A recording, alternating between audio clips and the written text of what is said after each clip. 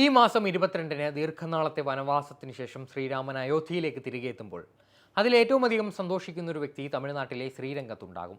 രാംലല്ല വിരാജ്മാൻ എന്ന മൂർത്തി സങ്കല്പത്തിന്റെ വക്കാലത്തേറ്റെടുത്തുകൊണ്ട് പടിയിറങ്ങിപ്പോയ അതേ മണ്ണിലേക്ക് ശ്രീരാമനെ തിരികെ എത്തിച്ച കെ പരാശരൻ എന്ന വന്ധ്യവയോധികനായ അഭിഭാഷകൻ. സുപ്രീം കോടതിയുടെ അകത്തളങ്ങളിൽ 4-5 മണിക്കൂറുകളോളം ശ്രീരാമ ജന്മഭൂമിക്കും ക്ഷേത്രത്തിനായും വിശ്രമമില്ലാതെ വാദിച്ച അദ്ദേഹത്തിന് അന്ന് പ്രായം 93. കോടതി മുറിയിൽ വിശ്രമമില്ലാതെ മണിക്കൂറുകളോളം നിന്ന് വാദിച്ച വന്ധ്യവയോധികനായ അദ്ദേഹത്തോട് ഇരുന്നു കൊണ്ട് താങ്കൾ വാദിച്ചോളൂ എന്നാണ് അന്ന് ജഡ്ജി പറഞ്ഞത്. എന്നാൽ അദ്ദേഹത്തിൻ്റെ മറുപടി ഇങ്ങനെയായിരുന്നു: എൻ്റെ കക്ഷി ശ്രീരാമനാണ്. രാമന് വേണ്ടി വാദിക്കുമ്പോൾ എങ്ങനെയാണ് ഞാൻ ഇരുന്നു കൊണ്ട് വാദിക്കുക? ജീവിതത്തിൻ്റെ സായാഹ്നത്തിൽ എത്തി നിൽക്കുന്ന തൻ്റെ അന്തിമ അഭിലാഷം അയോധ്യയിൽ ഒരു അന്തിമ വിധി ഉണ്ടായിട്ട് കണ്ണടക്കുക എന്നതായിരുന്നുവെന്ന് കെ പരാശരൻ ഒരിക്കൽ പറഞ്ഞിട്ടുണ്ട്.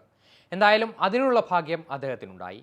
അന്ന് ജസ്റ്റിസ് രഞ്ജൻ ഗൊഗോയ് അയോധ്യ കേസിലെ ഭരണഘടനാ ബെഞ്ചിൻ്റെ ഏകകണ്ഠമായ വിധി പുറപ്പെടുവിക്കുമ്പോൾ അത് കാണാൻ ആ കോടതി മുറിയുടെ മുൻനിരയിൽ തന്നെ കെ പരാശരനുമുണ്ടായിരുന്നു.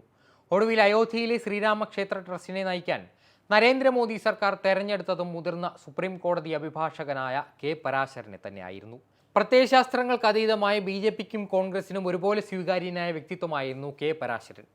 ശ്രീരാമ ജന്മഭൂമിക്ക് വേണ്ടി സുപ്രീം കോടതിയിൽ കേസ് വാദിക്കുകയും ഒടുവിൽ കേസിലെ അന്തിമ വിധി ഹൈന്ദവ സംഘടനകൾക്ക് അനുകൂലമാക്കി മാറ്റുന്നതിൽ നിർണായക സ്വാധീനം ചെലുത്തുകയും ചെയ്തതോടെയാണ് അദ്ദേഹം സംഘപരിവാറിന് പ്രിയങ്കരനാകുന്നത്. എന്നാൽ അതിന് 3 പതിറ്റാണ്ടുകൾക്ക് മുൻപ് വരെ കോൺഗ്രസ് പ്രസ്ഥാനത്തിൻ്റെ മുഖ്യ അഭിഭാഷകനും അതിലുപരി പ്രധാനമന്ത്രി രാജീവ് ഗാന്ധിയുടെ വിശ്വസ്തനായ അഭിഭാഷകനുമായിരുന്നു കെ പരാശരൻ.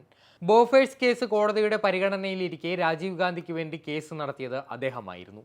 അന്ന് ആ വിവാദം രാജീവ് ഗാന്ധിയുടെ പ്രധാനമന്ത്രി പദത്തിന് ഭീഷണിയാകാതെ കാത്തതിനുള്ള ക്രെഡിറ്റ് പരാശരന് മാത്രമാണ്.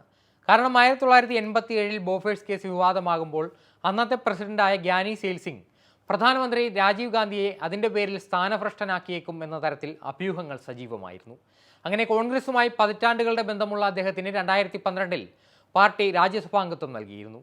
അതിനുശേഷമാണ് ശ്രീരാമ ജന്മഭൂമി തീർത്ഥക്ഷേത്ര ട്രസ്റ്റിൻ്റെ ചീഫ് ട്രസ്റ്റി പദവിയിലേക്ക് അദ്ദേഹം നിയോഗിക്കപ്പെടുന്നത്. നിയമത്തിലുള്ള അവഗാഹത്തിനൊപ്പം ഹിന്ദു മിത്തോളജിയിലും തികഞ്ഞ പാണ്ഡിത്യമുണ്ടായിരുന്ന കെ പരാശരനെ ഇന്ത്യൻ ബാറിൻ്റെ പിതാമഹൻ എന്ന് വിളിച്ചത് സുപ്രീം കോടതി ജഡ്ജായിരുന്ന സഞ്ജയ് കിഷൻ കൗളായിരുന്നു. കേസുകളുമായി ബന്ധപ്പെട്ടുള്ള കാര്യങ്ങളിൽ അസാമാന്യമായ ഓർമ്മശക്തിയും വിശകലന ബുദ്ധിയും പ്രകടിപ്പിച്ചിരുന്ന പരാശരന് സുപ്രീം കോടതിയുടെ ചരിത്രത്തിലെ ഒട്ടുമിക്ക വിധികളും ഹൃദിസ്ഥമായിരുന്നു. അയോധ്യയിലെ വിവാദ ഭൂമി വിഭജിച്ചുകൂടാത്തതാണ് എന്ന പരാശരൻ്റെ ഉറച്ച നിലപാടാണ് ഭൂമി വിഭജിച്ച് നൽകിയ അലഹബാദ് ഹൈക്കോടതി വിധിയെ തിരുത്തിക്കുറിക്കാൻ സുപ്രീം കോടതിയെ പ്രേരിപ്പിച്ചത്.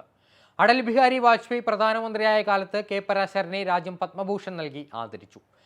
ശേഷം വന്ന മൻമോഹൻ സിംഗ് സർക്കാർ അദ്ദേഹത്തിന് നൽകിയത് പത്മവിഭൂഷണാണ്.